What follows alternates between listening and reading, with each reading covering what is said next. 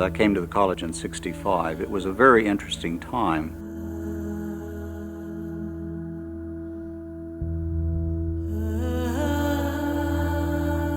Come tame our black students, our militant black students.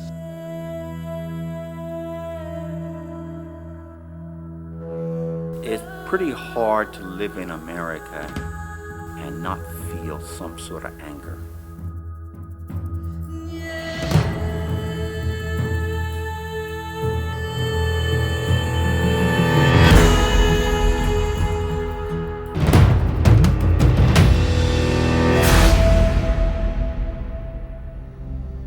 Wabash College was founded in 1832 in what was then the western frontier of the United States.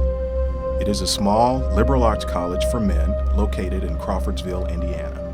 In the fall of 1970, a group of administrators, faculty, and students came together to form what was soon to become known as the Malcolm X Institute of Black Studies. White students raised questions. What's wrong with the blacks? I mean, why are they so angry?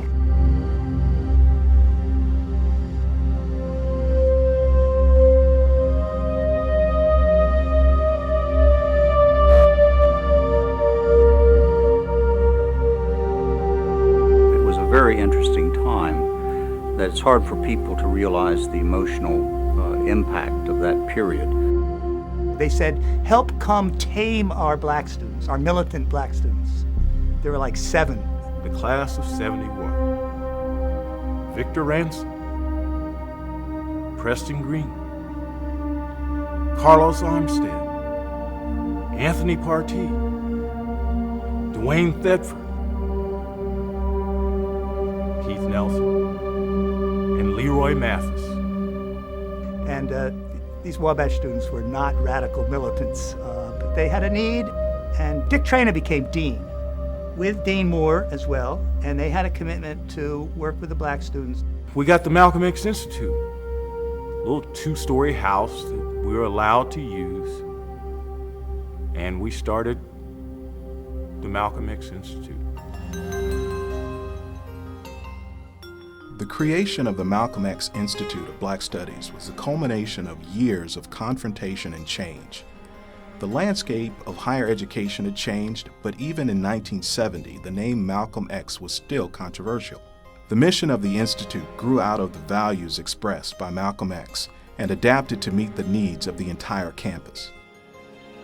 We spent many evenings talking with some of the upperclassmen about how did that happen, and also alums would come back and share with us that their struggle and the need that they wanted to have a place that they could call their own and also have faculty members. And so they began to push the administration to increase the number of faculty that were minority, as well as to create a building. And the culmination in the early '70s of the creation of the Malcolm X Institute. You begin with deciding on a name, and there is an importance to names. We wanted to convey something that was meaningful, that expressed our desires, our plans, our vision. So we talked about the Afro-American Cultural Center. We talked about, well, let's name it after a figure in black history. What about the Frederick Douglass, or the Frederick Douglass Du Bois, or the Du Bois Institute, or the Du Bois King Institute, or the King Institute, or the King Malcolm X Institute. The group of us, then numbering close to 30, discussed those names and what they meant, how they would be interpreted, and decided by vote that it would be the Malcolm X Institute of Black Studies. Malcolm was not anything what the reputation in a lot of white society was. Malcolm was a learner. Malcolm was, and he says, my life, as any intelligent life should be, is a life in search for truth. The name Malcolm X Institute was an ingenious move on the part of the students who want it there, because it certainly has brought more attention to it. In the initial writings or purposes of the Institute, one of the things that the founding fathers said is that the Institute was served as a facility for white and black students to come together and talk about those issues that are current and those issues that are important. Those issues that go beyond the superficial level and talk about gut feelings and what it means to us. There's a need for these spaces. It's not necessarily a particular name, monikered space. You don't have to be the Malcolm X Institute. But what we do need, on the other hand, is a space on college campuses, predominantly white college campuses, where diverse populations, i.e. African American students, can find a space where they can actually have some kind of enrichment, social enrichment and ethnic identity development. The primary purpose, other than a center for studying and teaching African American Black studies and history and culture, was that the Institute was an oasis for African American students in a sea of whiteness.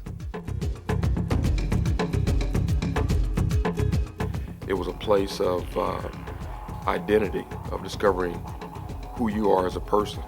But it was a place where we, as students, minority students, found our identity. You know, the Malcolm X Institute for me was a place where I could go and just absolutely be myself. I didn't have to be the Wabash College football player. I didn't have to be the Wabash College student. I could just be Eugene. It was a place that I could, if it was on a Sunday afternoon, if I wanted to go and just kind of veg out or go in, and I wasn't a huge pool player, but sometimes play pool, or just go and have conversations with some of my close friends. It was a place that I could do that, and I felt very comfortable. And it's a vehicle for helping people forge extraordinary relationships with one another, with people they never thought they'd meet or be friendly with. So that when you want to think about how do you educate men to think critically and act responsibly and lead effectively and live humanely, it's a little microcosm of our mission statement.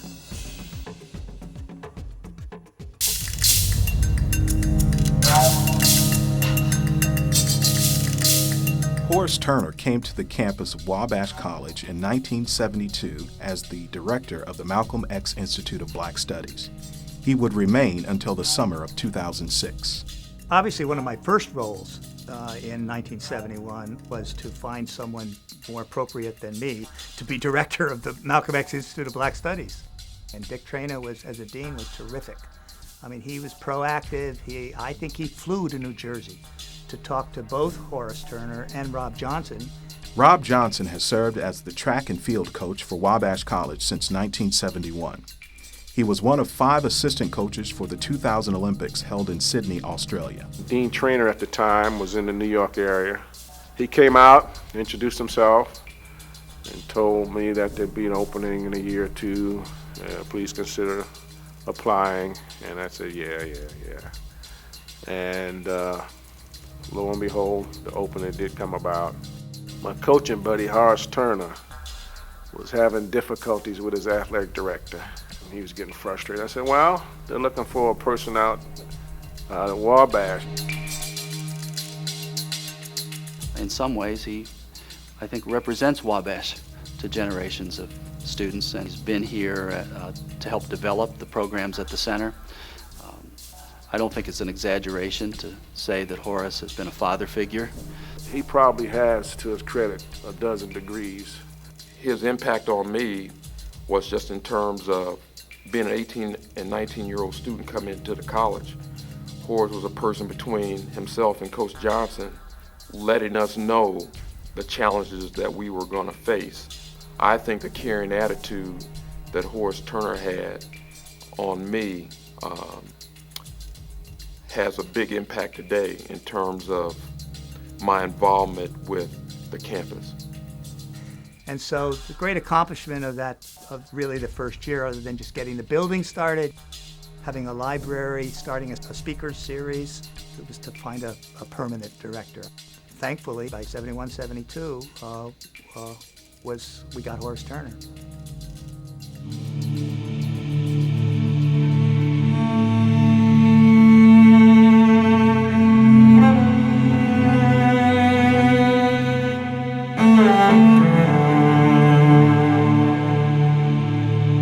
The Hadley Report was a watershed moment in the history of Wabash College.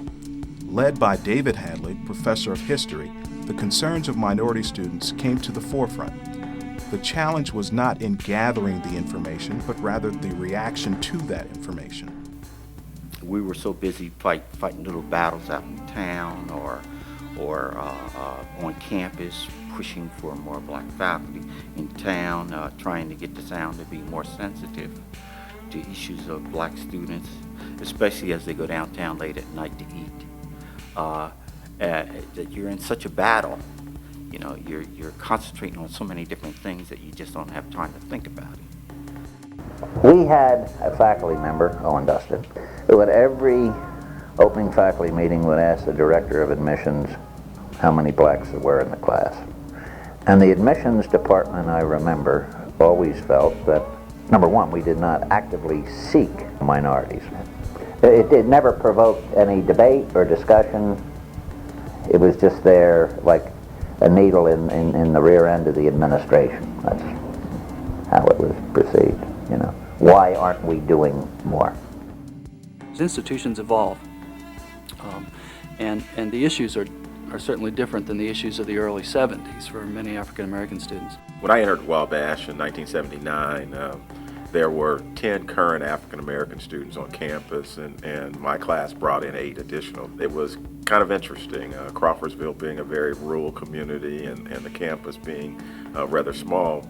I know the rest of us needed a place where we could go and feel like we were at home, and the Malcolm X Institute provided that for all of us. At that point, our mission was trying to increase the number of black students from graduating from Wabash. When I came in, there were only 9 African Americans that were in my class, and I think by the time of the first semester, we were down to 5. I think there were 4 that had left. Do I think there was a big concern about the 4 that had left? Probably not. A lot of our students come from high schools where there were no white students. So for them to suddenly come to an environment where they're really a minority is actually disconcerting to them. We have many kids that are from Mississippi, Texas, or even Chicago, but many of the kids that come here are from predominantly black high schools, predominantly black neighborhoods. And it's a little bit of a cultural shock to come to the cornfields of Indiana. I mean, it politicized me. It made me think about how do we change what Wabash College is?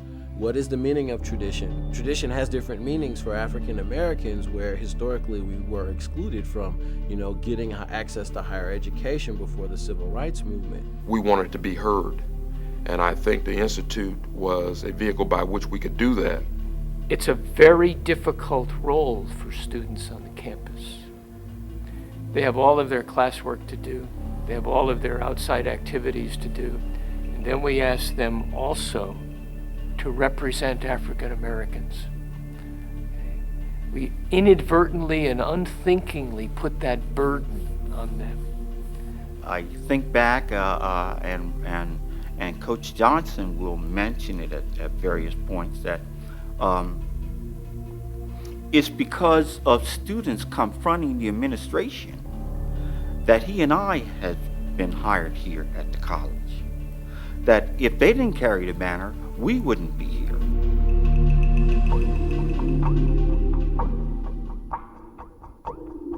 From the time of its inception, the members of the Malcolm X Institute of Black Studies have focused on the goals of recruiting and retaining more students and faculty of color.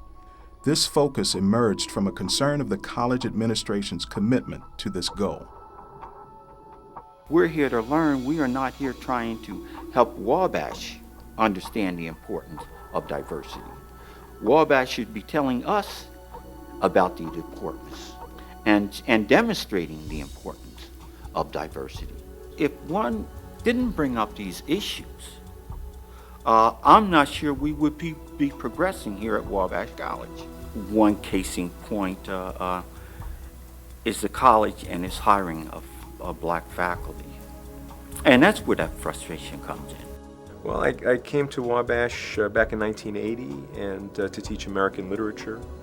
And 1/6 of my job was to teach African American literature. And so I knew I'd be teaching over at the Institute. That's where I wanted to have my classes. But during the interview process, I need to mention that Horace was probably looking forward to having an African American professor teaching African American literature. And he came in and wanted to talk, wanted to know if I was serious about teaching African American literature and what my views were. And I tried to convince him that, in fact, I was rather committed to it. The presence of the MXI was also felt throughout the social structures of the college and of the larger community. You know, there still were several fraternities on campus that had some policies of discrimination, and there had been this ongoing struggle with fraternities versus the Malcolm X Institute, the feeling of the Institute dirty rushing fraternities. The fraternities, while are very central and important to the life of the students at Wabash College, those are living units, and the Malcolm X Institute, while it's a cultural center, it's a student organization. One of the things that I thought about a lot when I first came back to the college was that tension that sometimes has existed between the MXI and membership in the MXI, because there is a membership involvement in it and membership in a fraternity. I'd like to think both are possible. You know, if you're a member of a fraternity, where does your loyalty lie if you spend a lot of time at the MXI? Yeah, the Hadley Report was in the 80s an important document for those of us who were there, because it kind of chronicled some of the historic things that had taken place on campus, but more importantly, it talked about what we needed to do, what were some of the next steps and improvements to the Malcolm X Institute, more students being recruited. It's pretty hard to live in America and not feel some sort of anger and some sort of frustration. And at the moment that you think you have ridding yourself of that feeling, up it pops again. Crawfordsville was an interesting place at that time. There was an office for the Ku Klux Klan right across from the county courthouse. The members of the Klan actually spray painted swastikas on the Institute in 1987. And in 1988, the Grand Dragon of the Klan paid a visit to the Institute so that he could let everyone know that he knew we were here. It was my freshman year when we learned that Julian High and one of his fraternity brothers, Julian High was an African American, had gone to a restaurant, and Julian was told, "We don't serve your kind here." I was involved as a result of my participation in one of the campus committees, and frankly was really disappointed with the college's response to how we as Wabash in the Crawfordsville community should respond to the incident. In response to a number of incidents in the early 1990s, the Wabash College administration created initiatives to address diversity outside the campus. But it certainly helped me to think about the role that the Malcolm X Institute plays in educating and establishing closer linkages with others in the campus. And so as I came to the campus, and as I thought about this being, in my mind, Southern Indiana, this being, in my mind, Crawfordsville, Indiana. I mean, and being an African-American male growing up in Indiana, I mean, there were just certain places that you didn't go. I mean, in Crawfordsville, anything that ended in Ville was not a place that I was taught that I should be in after dark. When I drove into campus, the first thing I saw was the Malcolm X Institute, because it stood there in the opening of campus, this house with this little lettering at the top, which read the Malcolm X Institute.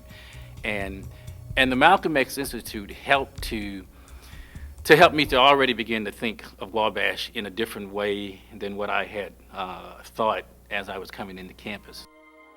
I remember sitting at the desk there and going through some mail and seeing that Angela Davis, for example, had gone back out on the speaking series. And so I just picked up the phone and made a call, and we ended up in 1981 having Angela Davis come to campus and speak. I remember distinctly when I said, I'm calling from the Malcolm X Institute. I could tell that she was intrigued by that. She wanted to know more about what the Malcolm X Institute was. When she left, she was certainly warmed by the hospitality that she received. I recall rather vividly going into the Malcolm X Institute and there being several of the current students and other visiting students that joined in sitting around the table in the classroom watching Eyes on the Prize. It was January, it was prior to the celebration of King's birthday, and then having discussions thereafter. I had never been in a discussion with all black men having a discussion about history and how that relates to our community and what was happening at the time. I've never understood how you measure relationships between a college and a community, much less how you measure a relationship between something like the MXI and a community. In the first instance, the people most affected by race relations in this country are the only ones who really know, and that doesn't include me. The KQ&K Mentoring Program was created to build stronger ties with the community outside the college. People in my class, Kenyatta Brame, Quadiru Kent, Keith Veal, Patrick Tyndall, and myself, it was kind of the recognition of a need to be more involved in the Crawfordsville community, to serve the local students in the Crawfordsville community, and also a nice way to forge Wabash and community efforts. I think all of the programs the MXI has been doing has had a cumulative effect on the community. But the mentoring program truly is something that gets talked about all throughout town. In 2001, the original Malcolm X Institute was torn down and moved to a new $2 million facility near the center of campus. A new structure housing the Wabash College Center of Inquiry and the Liberal Arts was built on the original location of the MXI. In the 70s, when the Institute was put there, it was kind of disjointed from the campus. At that point in time, there was nothing on that side of Wabash that students had to go to. So I think in placing it there, it was a way for the college to have it as a part of the campus, but not really a part of the campus. Then as time went on, and certainly in the late 90s when the college was beginning to retool itself and had a firm come in to look at what should be the symbolic points on the campus. And of course the chapel was a key point to what everyone focused in on. And they noticed that when you come out of the chapel and you look out, what do you see? You see the Malcolm X Institute. It stood at the polar opposite end of the campus from the chapel. And with a name with Malcolm X, with his Muslim tradition, it was too rich and lovely. It was a lovely symbol of two grand cultural religious traditions. My first impression of the Malcolm X Institute was surprise.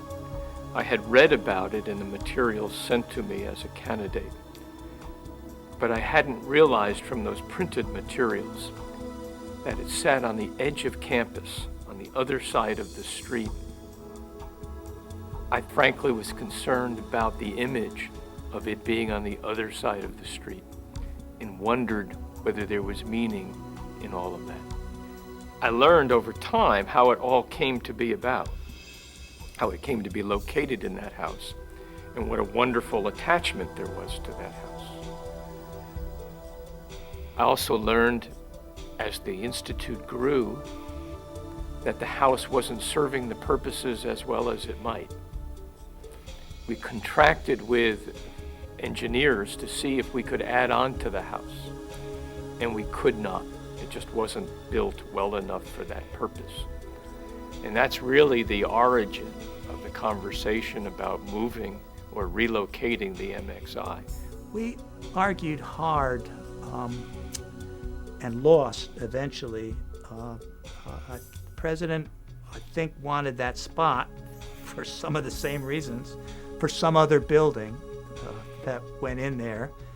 And his argument was that the MXI, according to our engineers, was structurally unsound.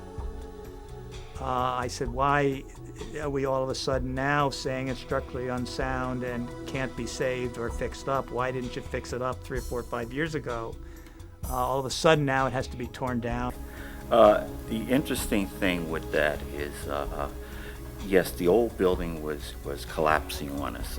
I didn't know it at the time, but as it came through and we evaluated the joists, floor joist was breaking from the dancing and everything else. It's surprising that it didn't collapse in on all of us. There's an interesting debate that has occurred in higher education for a long time. And that debate is about how one thinks about the community of the campus. Some say that if you supply space or opportunity for people to move apart into their own structure, away from the community that permeates the entire campus, that's a bad thing. I would argue the other side. We began to look at building a new MXI for 2 reasons, I think. One of them was a practical reason. The old building was in sad shape. The other part of it was that we began to look at a site for the Center of Inquiry in the Liberal Arts for that new building. And as many people will remember, the MXI sat directly across Wabash Avenue, opposite the Wabash Avenue entrance to the campus. We then began to think about, if we were to move MXI to a new location, how would we do that? Would we place it in another house, for example? There were houses available. But the more we thought about it, the more we thought for any number of reasons and for the importance of the Institute on campus that we would build a new building. To what I call the center, the heart of the campus. I think of it as a maturing of the MXI, a welcoming to it, to the very center of the campus, where it can, in its next 30 years of existence, serve a deeper purpose, but building on tradition, building on its history, and being true to that history. When after a while you come to realize that the administration was not the bad boy, they were really there to help you. And I guess the point that really brought that out was when they gave us this beautiful building, thanks to President Ford. He saw the need much earlier than what we did of the importance of giving the Institute a new facility so that he can spread his wings and fly. I learned a lot in the construction of this building. And what I learned most was how the MXI thought it would use space to draw people into the building. The Malcolm X Institute building project had some features that I found really interesting and unique. And we were really impressed with the fact that the architects had paid attention to the Western Sudanese architectural style. And the rotunda has lights or windows, kind of a skylight system at the top of it that allows light to stream down. The symbol that the Malcolm X Institute members chose in conjunction with the other members of the architectural committee, the building committee, were the double ram's horns, because they felt like this demonstrated that they were, one, determined to get their education and that they would persevere, but also that they were interlocked in terms of their desire to acquire this education. I brought some coaches here from the South, and one of the things they were impressed with was setting upstairs, the social center, barber's chair. A lot of times you go to predominantly white university or college and nobody thinks about where the black kid's gonna get his hair cut. And they just went wild when they saw a barber's chair up there. The barber's chair was something that we got since we've been here. We always talked about it, but we never could think of a place to put it. And of course we have the pool table. But I guess the two most cherished things that we bought from the old institute is the Jasmine Robinson Computer Center and of course many of the books from our old library. I do think that the new location of the Malcolm X Institute helps the MXI become a more central and focal part of the campus. I think it's harder for folks to not have to walk past it. All of a sudden now, the Malcolm X Institute is not in a house.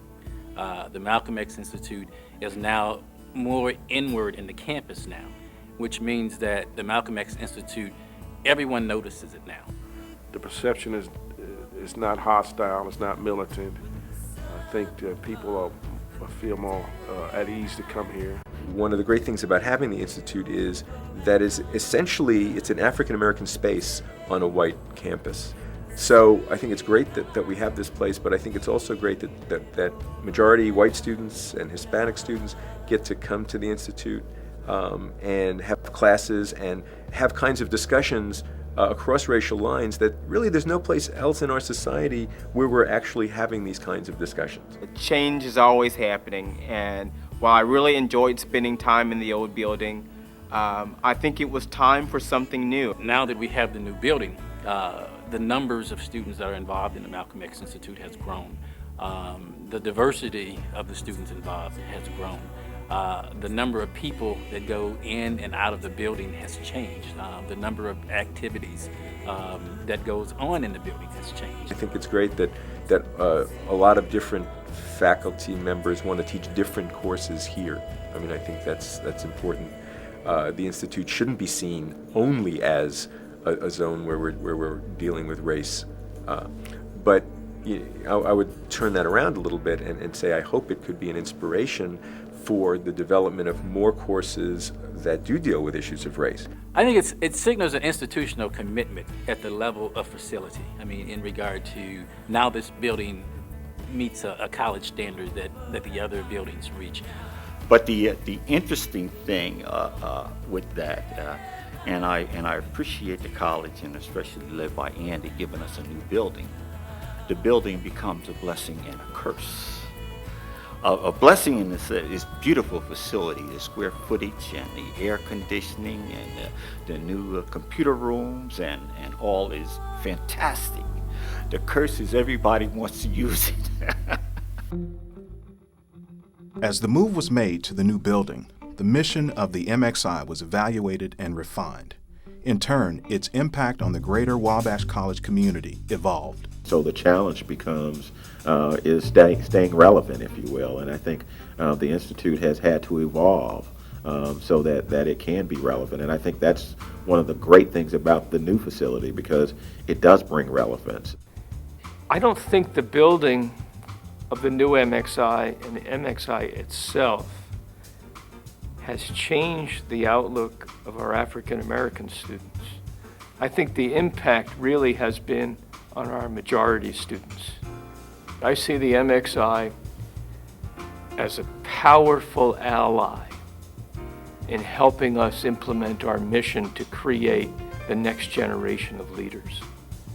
It helps us in recruitment of students who are not going to college in great numbers these days. It helps us retain those students, and it helps us build an environment where all students come together and talk about each other's heritage. It's also the most sophisticated center on campus for dealing with and negotiating difference. The Institute is the most diverse institution of all of the clubs and organizations that students have, or that faculty have for that matter. And it's on this proving ground that students are learning how to negotiate difference even though the rest of the campus can do so at its luxury. And this is a fundamental challenge for the college at large, and it is something that the Institute can teach to the rest of the campus. When I think of the MXI, the part that often gets left out is it's the Malcolm X Institute of Black Studies. And the Black Studies part is something we haven't completely realized yet, and I hope in the years to come we'll be able to do more in that regard on the academic side. The next challenge, as I see it, is to sort of live up to the second half of the moniker, the Black Studies part of it. A program of Black Studies, I think, will allow us to be able to attract African American students, allow us to meet our commitment to service African American students in the highest level possible. And what that could look like is, a course of study. And that would mean that we'd have to get the sort of personnel in place to do it. We would have to diversify the faculty enough in order to get the faculty and the resources to teach those classes, to offer and teach those classes that would need to be covered. One of the things that would be unique about that is to have a research component to it that would focus on the lived experiences of African Americans in the Midwest. Corollary would be that is our ability to attract prominent scholars, African American scholars, or scholars in the African American experience to Wabash to continue their research in the African American experience. Then our students would be able to engage in primary research at the undergraduate level, supervised by faculty, and not only that, but faculty of rank, mature faculty at premier institutions. That kind of experience is one that enriches one's academic career, while at the same time helps to develop one's ethnic identity in one's skill set. I think that's sort of the kind of dynamic that I would see growing out of a program of Black Studies. In the summer of 2006, the MXI ended its 36th year as part of the Wabash College community. Those involved with the growth and transformation of the MXI over the years expressed a broad range of hopes for the future of the Malcolm X Institute of Black Studies. When I think about the individuals who started the Malcolm X, and I think about the individuals who are involved in the Malcolm X institution, even now, I think of the guys who started the Malcolm X Institute were Wabash men first. I mean, they only came to know each other because they were Wabash men. And so they shared that in common. And so the Malcolm X Institute came out of a group of Wabash men. You have this group of young, bright, white leaders of tomorrow who didn't know a thing about the real world and real people and the fact that it's more than just them and their lives and their people. So the Institute had a mission for educating. Is it the building? Is it the soul of the building? Or is it the people in it? And I think like a church. And if you went to a church a long time, it changes with the clientele. And people grow old, they die, they move. And at this time, I think the Institute has a soul that traveled from the old building to the new building. I don't think Wabash as an institution or its administration realize how much pride the black students have and their parents when they come here and see that Wabash cared enough to put this kind of building on a predominantly white campus. Wabash should be commended for what it has tried to do. And I think as a future, the best thing to do is try to get more professors, more people on campus of color that can contribute to the soul of the place and the tradition of the campus.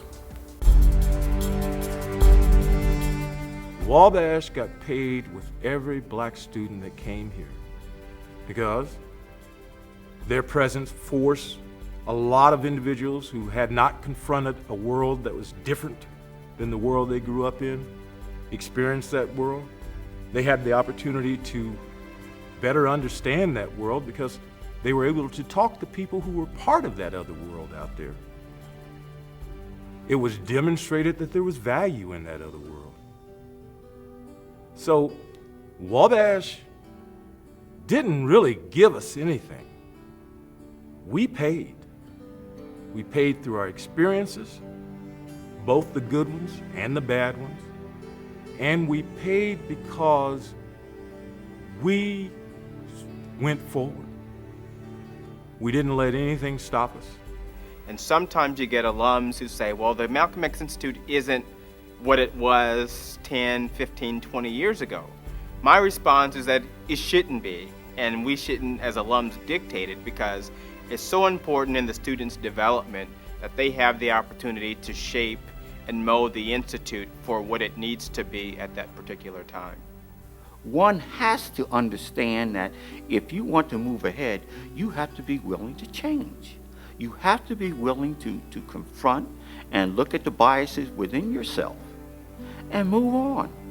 Because we're just dealing with a little college, and all-male college in Crawfordsville, Indiana, in the middle of cornfields, as some people would say. But there's no better place to start than right here in this institution. If the MXI is ultimately successful,